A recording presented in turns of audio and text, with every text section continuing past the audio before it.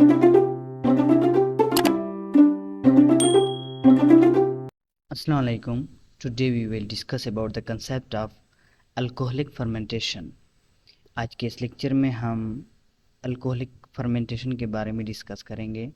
आसान अल्फाज में डिस्कस करेंगे कि अल्कोहलिक फर्मेंटेशन क्या है और कहाँ पे होता है और इसका मैकेनिज़्म क्या है, मतलब इसमें कौन कौन से स्टेप्स होते हैं, और आखिर में डायग्राम के ज़रिए भी देखेंगे कि अल्कोहलिक फर्मेंटेशन की मैकेनिज़्म किस तरह है। तो पहले देखते हैं कि अल्कोहलिक इस तरह, ये तो नाम से भी ज़ाहिर है कि अल्कोहलिक फर्मेंटेशन के नाम से भी ज़ाहिर है कि इसमें क्या होता है। लास्ट में जो प्रोडक्ट बनता है वो अल्कोहल होते हैं, तो इस वजह से इसको अल्कोहलिक फर्मेंटेशन कहते हैं। अब इसकी एक्रेंस क्या है, मतलब ये कहाँ पे होता है। ये ईस्ट में होता है और बाज़ बैक्टीरिया भी में भी होता है और ईस्ट में भी होता है अल्कोहलिक फर्मेंटेशन। अब थोड़ा सा एक्सप्लेन करते हैं, एक्सप्लेनेशन की तरफ आते हैं।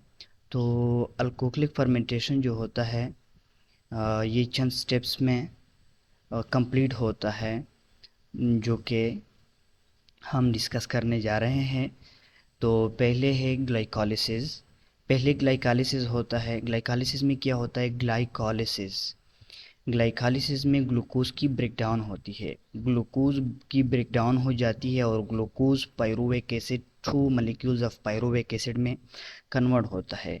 ग्लूकोज ब्रेकडाउन होकर ग्लूकोज मॉलिक्यूल की ब्रेकडाउन हो जाती है और पायरुवेक एसिड में कन्वर्ट हो जाता है।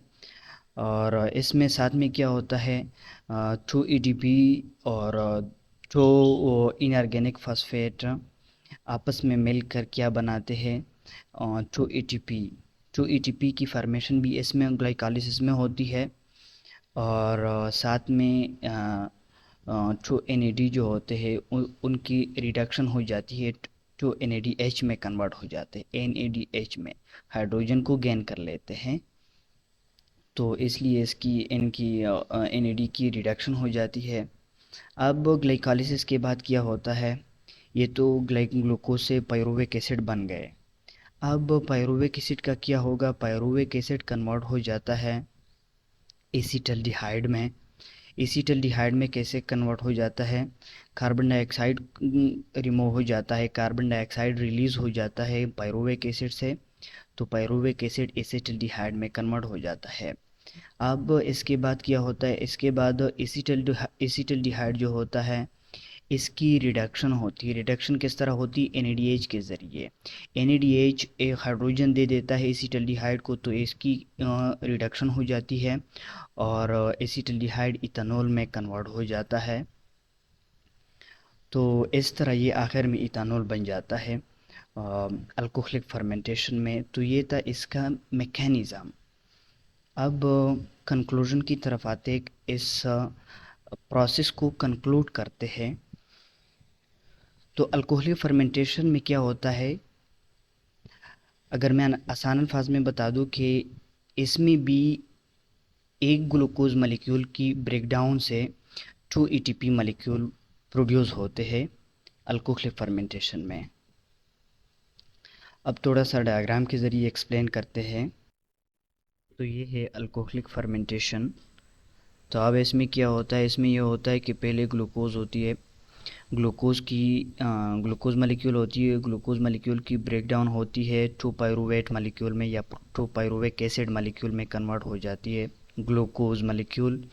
ग्लूकोज एक मॉलिक्यूल होती है, 6 कार्बन कंपाउंड होती है, और ये टू पायरुवेट या टू पायरुवेक एसिड मॉलिक्यूल में कन्वर्ट हो जाती है। और टू पायरुवेट जो होता है ये 3 कार्बन कंपाउंड होती है, तो 3 + 3 6 होते हैं। तो ये इस तरह टू पायरुवेट में कन्वर्ट हो जाती है। और साथ में इस प्रोसेस को, इस स्टेप को क्या कहते हैं, ग्लाइकोलिसिस कहते हैं, जिसमें ग्लूकोज की ब्रेकडाउन होती है।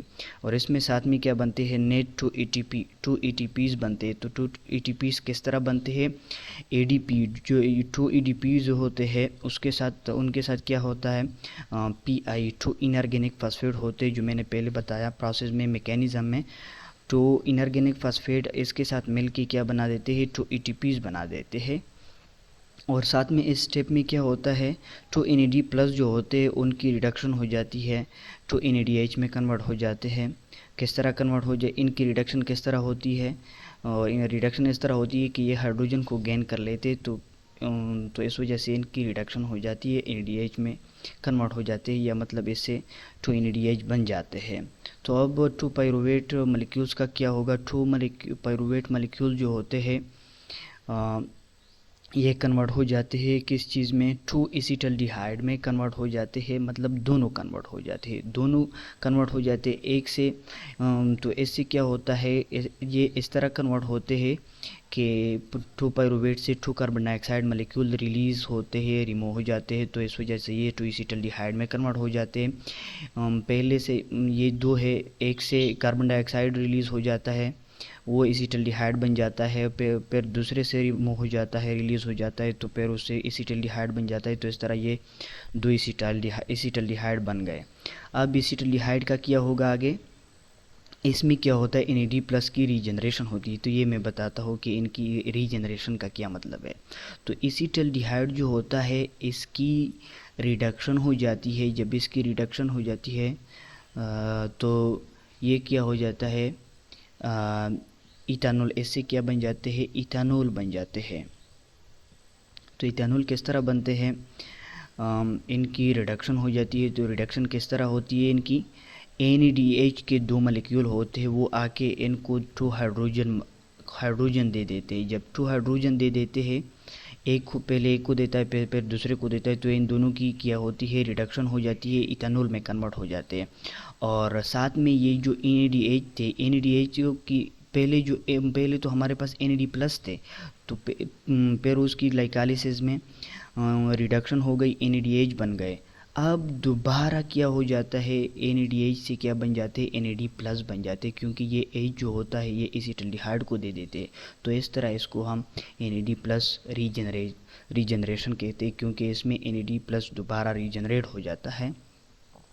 तो इस तरह इस अल्कोहलिक फर्मेंटेशन के प्रोसेस में क्या हो जाते हैं, 2 ATPs बन जाते हैं, और साथ में इथाइल अल्कोहल या इथानॉल 2 मॉलिक्यूल इसके भी बन जाते हैं। Thank you for watching.